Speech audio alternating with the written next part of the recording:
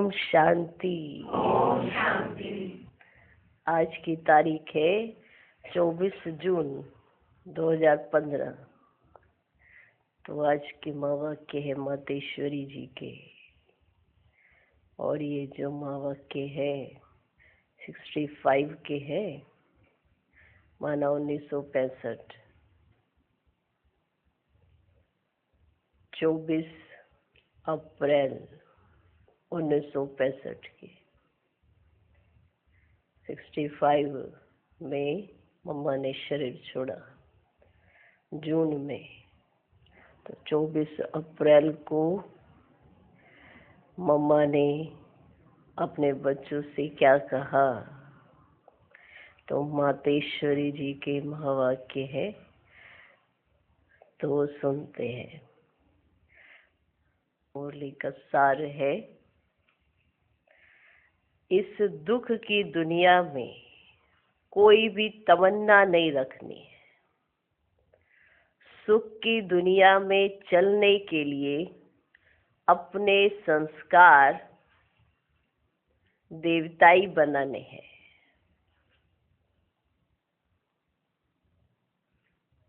फिर गीत बजा, किसी ने अपना बना के हमको मुस्कुराना सिखा दिया। एक है मुस्कुराने की दुनिया और दूसरी है रोने की दुनिया।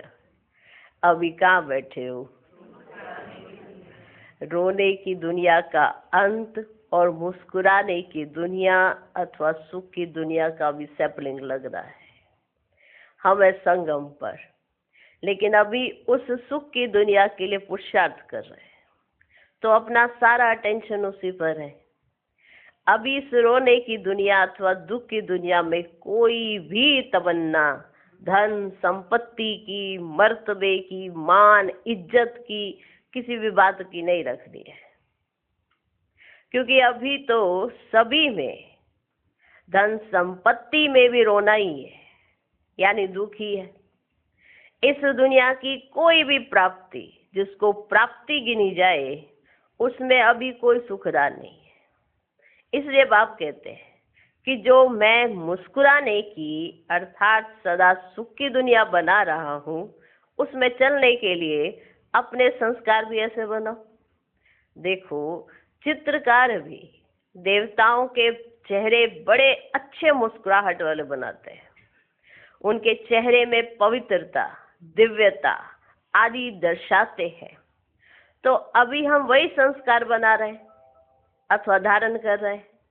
चित्रकार वो डालते हैं चित्र के अंदर, और सबसे बड़ा चित्रकार शिव बाबा आकर अभी हमें वही संस्कार सिखा रहे हैं, और हम अपने अंदर वही संस्कार बना रहे हैं अर्थात धारण कर रहे हैं। वहाँ कोई दुख का चिन्ह है ही नहीं, वहाँ कभी रोना होता ही नहीं। इसलिए बाप कहते हैं अभी बहुत रोया, बहुत दुख पाया, अर्थात दुख की दुनिया के अनेक जन्म भोगे। अभी वह रात पूरी हो करके दिन भी तो आएगा ना। तो ये रात अथवा दुख की जो जनरेशन है वह अभी पूरी होती है। अभी सुख की जनरेशन चालू होती है। तो उस सुख की दुनिया का फाउंडेशन यहाँ लगाना है, इसे बहुत संभाल रखनी है। सुख की दुनिया का फाउंडेशन यहाँ लगाना है, इसलिए बहुत संभाल रखनी है। अभी फाउंडेशन लगा तो लगा, नहीं लगा तो फिर सदा के लिए उस सुख को प्राप्त करने से वंचित रह जाएंगे। अभी फाउंडेशन लगा तो लगा, अगर नहीं लगा तो फिर सदा के लिए सुख को प्राप्त करने से वंचित रह जाएंगे। जो गाया भी हुआ है कि मनुष्य जन्म अति दुर्लभ है, वह किस जन्म के लिए है? इस जन्म के लिए, इस जन्म के लिए। क्योंकि ऐसे जन्म तो हमारे बहुत है, परंतु सबसे महत्व इस जन्म का है। क्योंकि अभी हम अपना उच्च जनरेशन का फाउंडेशन लगा रहे हैं। कई समझते हैं मनुष्य जन्म 84 लाख योनियों के बाद मिलता है, इसलिए समझते हैं कि यह मनुष्य जन्म अति दुर्लभ है। उनको ऐसा लगता है कि ये 84 लाख योनियां भुगत के फिर एक मनुष्य जन्म मिलता है। इसलिए वो समझ लेते हैं कि मनुष्य जन्म अति दुर्लभ है। ये 84 लाख योनियों के बाद ही एक सुख का जन्म मिलता है, परंतु ऐसा होता तो सभी मनुष्य सुखी होने चाहिए। फिर इतना दुख क्यों भोगते हैं? अगर सब 84 लाख योनियां भुगत कर एक जन्म लें, फिर तो सबके सब सुखी होने चाहिए। फिर इतना दुख क्यों भोगते हैं? मनुष्य को तो मनुष्य जन्म में ही अपने जन्म लेकर के जो दुख अथवा सुख है या जो भी कर्मों का हिसाब है वह भोगना है। बाकी ऐसे नहीं है कि कोई जानवर, पंछी, पशु या वृक्ष आदि मनुष्य बनता है, नहीं। यह तो सभी बातें बुद्धि में है कि मनुष्य को अपने कर्म का हिसाब मनुष्य जन्म में ही पाना है। और यह भी जानते हैं कि मनुष्य के अधिक से अधिक 84 जन्म होते हैं। बाकी जितना जितना जो पीछे आते हैं उनके जन्म भी कम रहेंगे। तो ये सभी हिसाब अभी बुद्धि में है। कहाँ पे है? पूरा हिसाब है। तो ये सभी हिसाब अभी बुद्धि में, उसी हिसाब अनुसार हम जानते हैं कि हमारा अभी ये अंतिम जन्म है, जिसमें अभी हम नई जनरेशन अथवा सुख के अनेक जन्मों की जो प्रारब्ध है वे बना सकते हैं। इसलिए इस जन्म की महिमा है कि ये जन्म सबसे उत्तम है। संगम का ये एक जन्म सबसे उत्तम है, क्योंकि इसमें हम उत्तम बन सकते हैं। तो इस जन्म की बहुत संभाल और अटेंशन रखने का है। यही टाइम है जबकि परमात्मा आकर के अभी हमको ऊंच बनाने का बल दे रहा है। तो अभी जब उससे बल मिल रहा है तो लेना ही है। ऐसे नहीं इस जन्म में हम आप ही ऊंच बन जाएंगे, नहीं। बनाने वाला जब आया है तो उनसे अपने को बनना है। कैसे बनना है? उनके फरमान अथवा उनकी जो आज्ञा व मत मिल रही है उसको लेकर के ऊंच बनना है। कैसे बनना है? जो फरमान या आज्ञा मिल रही है उसको लेकर के। अभी उसकी डायरेक्शन, उसकी मत क्या है वह तो अच्छी तरह से बुद्धि में है ना। बी होली एंड बी योगी, मुझे याद करो और पवित्र रहो। तो ये बात अभी अपनी बुद्धि में अच्छी तरह से रख कर उनके फरमान पर अपने को चलाना है, तब अपना जो सौभाग्य है वह ऊंच बना सकेंगे। अपनी बुद्धि में ये बात अच्छी तरह से रख कर फिर अपने को चलाना है, तभी हम ऊंच बन सकेंगे। तो अपना जो सौभाग्य है वो पा सकेंगे, अथवा उस सदा सुख की दुनिया का सुख पा सकेंगे। ऐसे तो नहीं समझते हो कि यह सब कल्पनाएं हैं? ऐसा तो ख्याल नहीं आता है ना। कल्पना क्यों समझी जाए, जबकि हम देख रहे हैं कि ये दुख की दुनिया है। ये तो कल्पना नहीं है, ये प्रैक्टिकल है। तो जरूर सुख की दुनिया भी प्रैक्टिकल होनी चाहिए, जो अभी नहीं है लेकिन होनी तो चाहिए ना। ऐसे तो नहीं ये संसार सदा दुख का ही है, इसमें सुख और दुख दोनों ही है, परंतु सुख का भी समय है। ऐसे नहीं कहेंगे कि अभी जो सुख है बस यही सुख है, हाँ यही स्वर्ग है, कि इतना सही है और इतना सही सुख है, इतना सही स्वर्ग है। ऐसे अभी नहीं कहेंगे। ऐसा ही सुख दुख है, परंतु नहीं, अभी के सुख को सुख नहीं कहेंगे। वो सुख जो था जिसमें हम सदा सुखी थे वह चीज ही और है, इसलिए सुख उसको कहेंगे। अभी के सुख को सुख नहीं कहेंगे।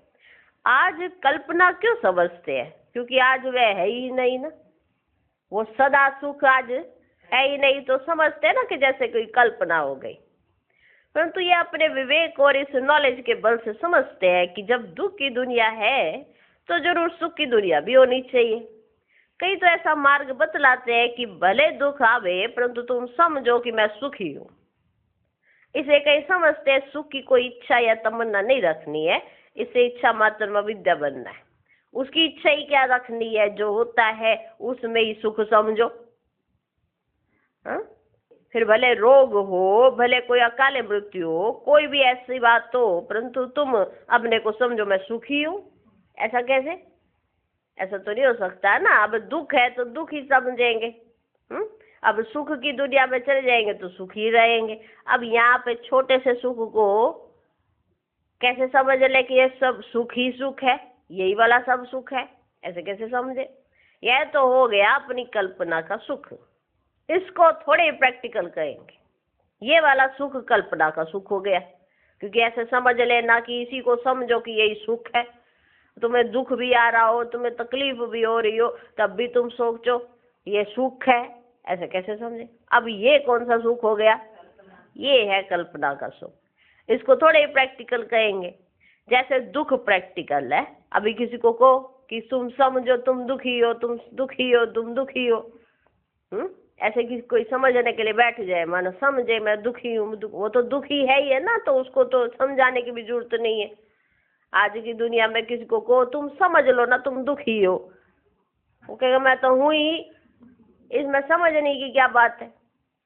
तो ये जरूर कह देते हैं कि तुम समझो तुम सुखी हो। अब ये समझना तो माना एक अलग बात हो गई ना, सुख की दुनिया तो एक अलग है। एक समझ लेना कि हाँ भाई तू सुखी है, तू सुखी है, तू सुखी है, पर सुख तो नहीं है, तो सुख की दुनिया तो अलग है। ऐसे सुख भी तो प्रैक्टिकल होना चाहिए ना, जैसे दुख भी प्रैक्टिकल है। दुख की बातें भी तो कितनी प्रैक्टिकल हो रही है। कोई समझ सकता है कि ऐसे नहीं, वैसे समझो दुखी हो, ऐसे समझने वाला दुख नहीं है, प्रैक्टिकल दुख हो रहा है कि नहीं? ऐसे सुख भी तो प्रैक्टिकल होना है, तो अपने टाइम पर फिर उस सुख की दुनिया को आना है, लेकिन उसका जो फाउंडेशन है अभी लग रहा है। जैसे ये दुख की दुनिया है वैसे वो सुख की दुनिया है, और अपने टाइम पर उस सुख की दुनिया को आना है, तो उसका फाउंडेशन जो लगना है वो अभी लग रहा है। उसके लिए हमें अभी अपने कर्मों को श्रेष्ठ बनाना है, क्योंकि ये कर्म क्षेत्र है, कर्म भूमि है, इसमें जो बोएंगे सो पाएंगे। ये भी इसका एक नियम है। बाप कहते हैं इस लॉ को तो मैं भी ब्रेक नहीं कर सकता हूँ कि जो करेगा सो ही वैसा पाएगा। हाँ, कोई दूसरा उसके लिए कर नहीं सकता, ना ही पा सकता है, जो करेगा सो पाएगा। तो बाबा कहते इस लॉ को तो मैं भी ब्रेक नहीं कर सकता हूँ, भल मैं वो वर्ल्ड ऑलमाइटी अथॉरिटी हूँ। बाबा देखो कैसे समझाते हैं, भल मैं वर्ल्ड ऑलमाइटी अथॉरिटी हूँ। इसका मतलब यह नहीं है कि मैं चाहूँ तो आसमान को नीचे ले आऊं और धरती को ऊपर करूं। जो करेगा सो पाएगा, जितना करोगे उतना पाओगे। पर इसका मतलब ये नहीं कि मैं वर्ल्ड ऑलमाइटी अथॉरिटी हूँ तो मैं कोई आसमान को नीचे ले आऊंगा और धरती को ऊपर ले जाऊंगा। वे समझते भगवान तो कुछ भी कर सकता है, वह मुर्दे को भी जिंदा कर सकता है, परंतु भगवान व शक्ति का अर्थ यह नहीं है कि वह मुर्दे को जिंदा करे। वह तो आत्मा को शरीर छोड़ने का ही है, यह तो एक लॉ है। शरीर लेना शरीर छोड़ना यह तो एक लॉ है। वह तो आत्मा को शरीर छोड़ने का ही है, वह तो बात ही नहीं है। अगर उसका जिंदा कर दूं, चलो जिंदा कर भी दिया तो क्या वह फिर मुर्दा नहीं बनेगा? मान लो आज जिंदा कर दिया तो क्या कल वो मुर्दा कभी नहीं बनेगा? फिर भी बनेगा। तो हर चीज का जो नियम है ना वह तो चलेगा ही, इसलिए इसमें कोई शक्ति दिखलाने की बात ही नहीं है। अब भगवान इसमें क्या शक्ति दिखलाए? जो एक नियम है, जो प्रकृति का नियम है, हर चीज का एक नियम है, उसमें भगवान क्या शक्ति दिखलाए? यह जो 5 तत्व है, हर तत्व का भी अपना नियम है। वह भी गोल्डन सिल्वर कॉपर और आयरन एज अनुसार अपनी स्टेजेस में आते हैं। कौन? 5 तत्व। ये अर्थक्वेक होता है, ये फ्लड्स होती है, ये तूफान आता है, ये सभी होता है। ये भी अभी डिसऑर्डर में है, तमो प्रधान हो गए हैं। हर चीज में अभी तमो प्रधानता है। तो ये सभी राजबापी समझाते हैं कि अभी हर चीज बिगड़ चुकी है। अभी मैं आया हूं तो हर चीज को सुधारता हूं। इसके लिए मैं पहले मनुष्य आत्मा को सुधारता हूं। आया हूं तो सबको सुधारूंगा ना, तो सबसे पहले किसको सुधारता हूँ? मनुष्य आत्मा को सुधारता हूँ। उससे सब चीजें सुधर जाती है। माना बेस खराब हुआ ना तो बेस को ही सुधारेंगे, और बेस क्या है? मनुष्य आत्मा। इसने सब कुछ खराब कर दिया, तो अभी इसको ही सुधारता हूँ। बाबा आके मनुष्य आत्माओं को सुधार देते तो सब चीजें अपने आप ऑटोमेटिक सुधर जाती है। फिर संसार जब सुधरा हुआ है तो उसमें सदा सुख है। फिर कोई चीज एक दो को दुख नहीं देती है, वहां पे फिर सदा सुख है। अभी सब चीजों से दुख मिलता है, तो इन सभी बातों को समझना और किस तरह से सृष्टि का अथवा इस संसार का चक्र चलता है उसे जानना, इसी का ही नाम तो ज्ञान है, इसी का नाम है ज्ञान। इसी का मैं नॉलेजफुल हूँ, मेरे पास इसकी फुल नॉलेज है। यह कर्मों का कैसा खाता चलता है, कैसे नंबरवार आते हैं, इन्हीं सब बातों को मैं जानता हूँ। इसलिए कहते हैं कि ज्ञान को कोई मनुष्य यथार्थ रीति समझ नहीं सकते, क्योंकि मनुष्य तो सब इस चक्र में आने वाले हैं ना। तो जो चक्र में आने वाले हैं वे इन बातों को नहीं जान सकते। जो चक्र से बाहर है उसके पास ये सब नॉलेज रहती है। तो आप कहते हैं कि मैं ही आकर के फिर सुनाता हूँ, क्योंकि वह जानकारी मेरे ही पास रहती है और सबसे भूल जाती है। अभी आपको ये जानकारी तो हुई है संगम पर आगे चलकर आप सब कुछ भूल जाओगे। अभी 4 दिन पहले वाली बात तो याद नहीं रहती, तो जन्मों की बात कैसे याद रखेंगे? हाँ, तो सब ऐसे ही भूल जाते हैं। और याद इसीलिए नहीं रहती है क्योंकि हम चक्र में आते हैं, और बाप जो है वो चक्र से न्यारा है, माना अलग है, तो उनको तो सब याद रहता है। तो वो आते हैं तो यही बात हमको समझाते हैं कि कैसे तुम चक्र में आते हो। तो बाप कहते हैं मैं ही आकर के फिर सुनाता हूँ, क्योंकि वह जानकारी मेरे पास ही रहती है और सबसे भूल जाती है। तो सबको बल देने वाला भी मैं हूँ, मेरे में ही वह पावर रहती है। और तो सभी जन्म मरण के चक्र में आकर के अपनी पावर्स खो देते हैं, मेरे में वो पावर रहती है। तो मैं आता हूँ अपना बल देने के लिए, अपना बल देने के लिए। ये तो सीधी बातें है, सीधी बातें है ना, इसमें मूंझने की तो कोई बात है ही नहीं। इसलिए मुझे परम आत्मा, सर्वशक्तिवान, जानी जाननहार, ज्ञान का सागर, ये सब कहकर महिमा करते हैं। ये मेरी महिमा कोई मुफ्त की थोड़ी ही है। हाँ, मैंने काम किया है और मेरा कुछ कर्तव्य है, मैंने बहुत ऊंचा काम यहाँ किया है, इसलिए महिमा है। हाँ, ऐसे मुफ्त की महिमा कर रहे हैं क्या? मुफ्त की महिमा थोड़ा कर रहे हैं, मैंने काम किया यहाँ पे, बहुत ऊंचा कार्य किया है, इसलिए महिमा है। जैसे मनुष्य की भी महिमा क्यों होती है? अब कुछ किया ना हो तो ऐसे थोड़ा खाली पीली ऐसे महिमा कोई गा देगा, ऐसे कर देगा क्या? नहीं कर पाएगा। तो कुछ किया हो तो महिमा होती है ना। तो बाबा कहते मेरा भी काम ही तो मेरी महिमा करा रहा है ना। तो मनुष्य की भी महिमा क्यों होती है? गांधी के लिए कहते वो बहुत अच्छा आदमी था, ऊंचा था।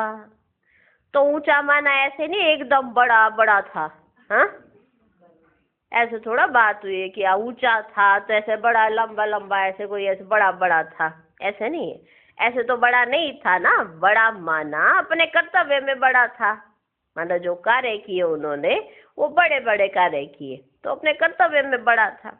उसने अच्छे कर्तव्य किए, इसलिए उनको सब याद करते हैं, उनकी सब महिमा करते हैं। तो मनुष्य की हिस्ट्री में भी जो बातें आती है ना कि फलाने ने ये अच्छा काम किया है, उसी अनुसार फिर उनका गायन भी होता है। तो परमात्मा की भी इतनी जो महिमा है, उसने भी हमारे लिए कुछ काम किया होगा ना। हाँ, जो इतनी महिमा गा रहे हैं तो कुछ तो किया होगा ना ऐसा। बाकी ऐसे थोड़े ही है कि बस ऊंचा बैठा है, बस उसकी शक्ति चलती रहती है, या उसका ये सब काम होता ही रहता है, बस ऐसे गा देंगे क्या? कुछ कार्य किया होगा तभी तो गायन कर रहे हैं।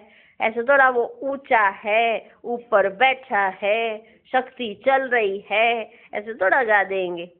उसने आकर के कुछ किया है, मनुष्यों को ऐसा ऊंचा उठाया है। हाँ, कितना बड़ा कार्य है देखो, सोचने की बात है, मूंझने की बातें नहीं है, वो तो सीधी सीधी सी बातें है। मनुष्यों को ऐसा ऊंचा उठाया है और इस तरीके से उठाया है, इसलिए उसकी महिमा है। तरीके से उठाया है ना, इस तरीके से उठाया है, ऐसा बनाया मनुष्य को, तो इसलिए उनकी महिमा है। तो अभी परमात्मा की महिमा और परमात्मा के कर्तव्य को समझना है, ये बहुत विशेष बात है। परमात्मा की महिमा और परमात्मा के कर्तव्य को समझना है। जैसे धर्म पिताएं भी जो आए हैं, जिनकी महिमा गाई हुई है, गुरु नानक देव, क्राइस्ट, बुद्ध आदि, उन्होंने भी तो उसकी तरफ इशारा किया है ना। तो ये सब साफ बातें हैं जिसको समझ करके पुरुषार्थ करना है। और बाप जो फरमान करते हैं कि मुझे याद करो और अपने कर्मों को अच्छा पवित्र रखो, तो उसी से तुम्हारा ये जो हेवन का अधिकार है वह तुमको प्राप्त होगा। अपने कर्मों को अच्छा रखो, अपने को पवित्र रखो, तो इसी से तुम्हारा जो ये हेवन का अधिकार है वह तुमको प्राप्त होगा। तुम वैसे भी कर्म तो करते ही हो, परंतु वे कर्म तुम्हारे रोंग होते जाते हैं, उसी से तुम्हारा दुख बढ़ता जाता है। इसलिए बाप कहते अभी समझ से करो। कर्म तो सभी करते ही है, सभी कर रहे हैं कर्म, लेकिन वो बिना समझ के कर रहे हैं। अभी बाबा ने हमको क्या दे दी है? समझ। अभी समझ से करो। मैं जो समझ देता हूँ उसको ले करके अच्छी तरह से करो। मेरे डायरेक्शंस पर रहो, मेरी मत पर चलो, तो फिर तुम्हारे जो एक्शंस हैं वे राइट रहेंगे।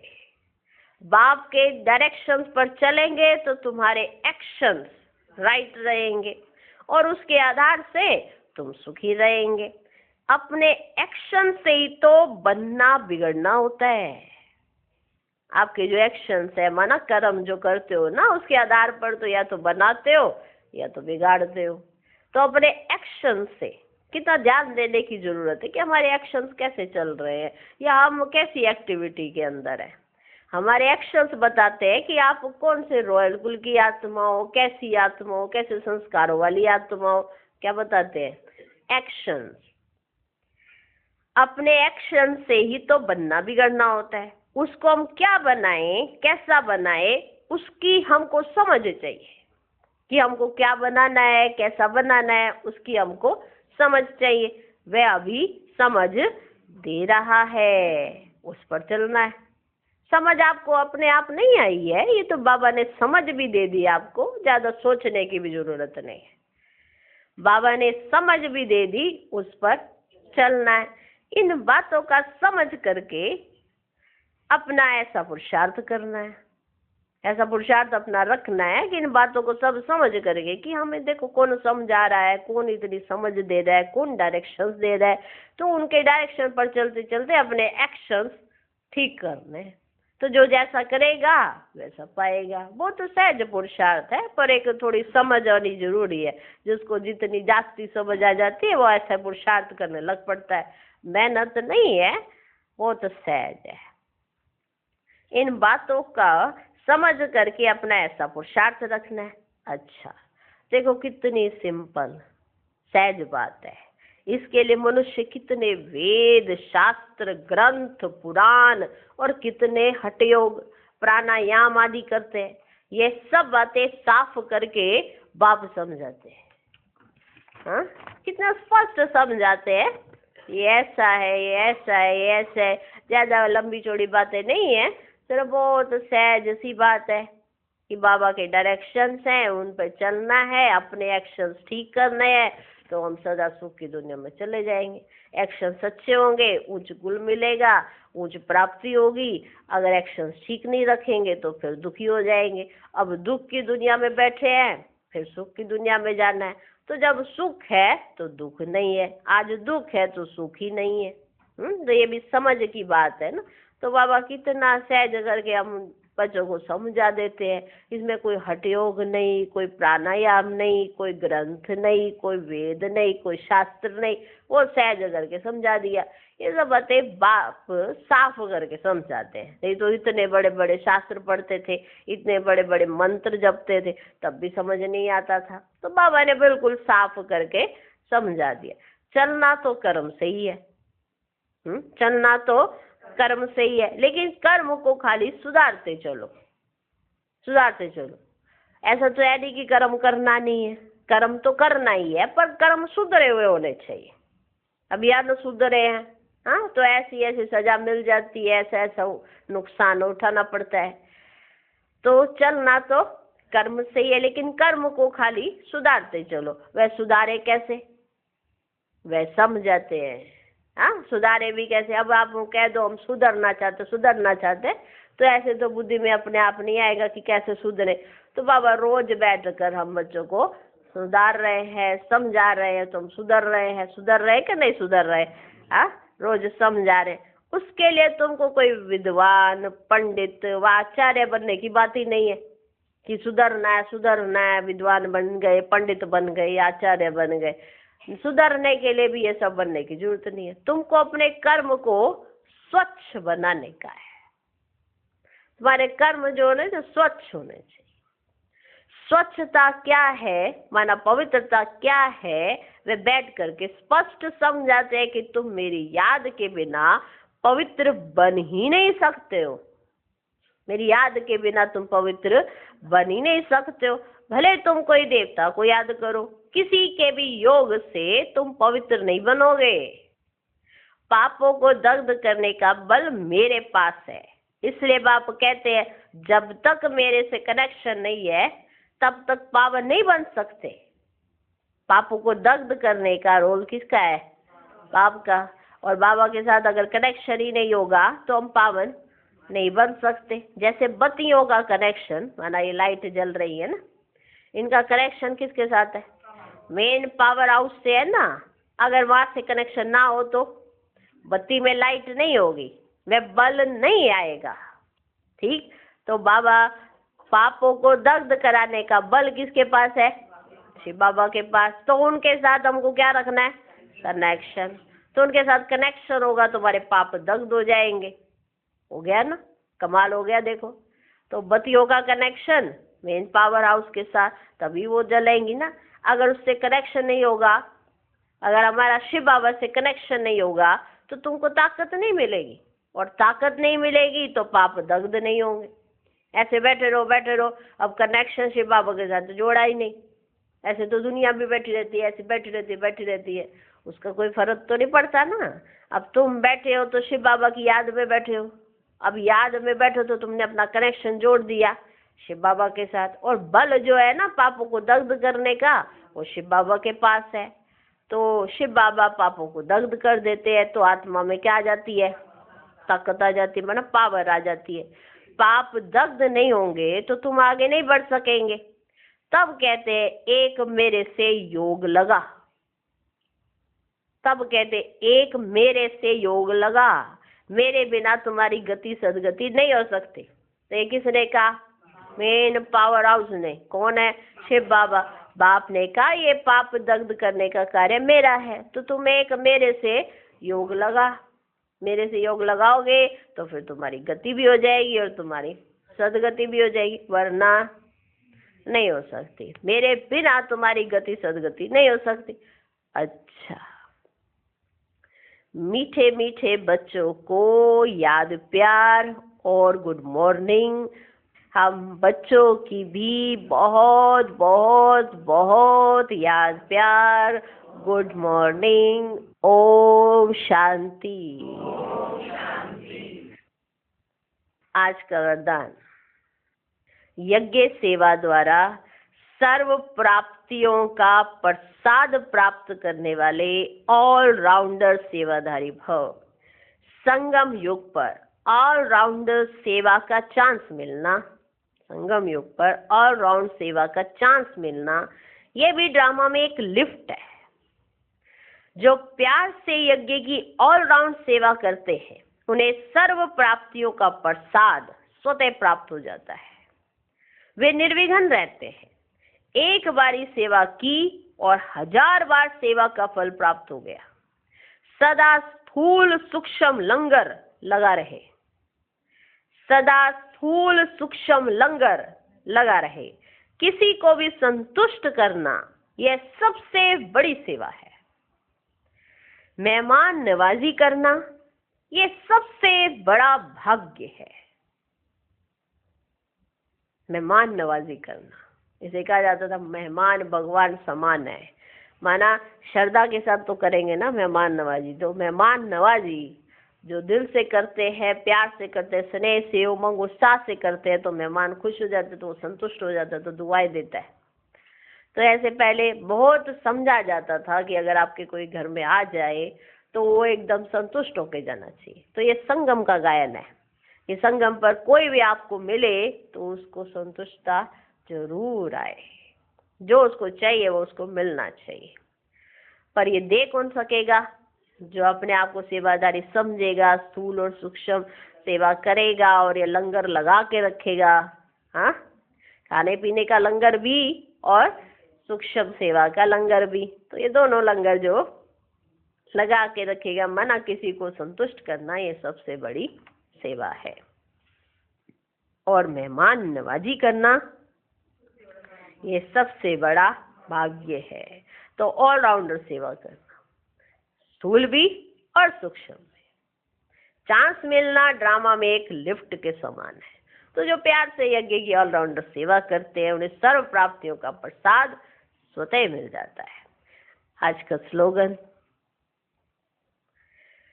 स्वमान में स्थित रहो तो अनेक प्रकार के अभिमान स्वतः समाप्त हो जाएंगे। चलो भोग स्वीकार कराते हैं। ओम शांति। ओम शांति।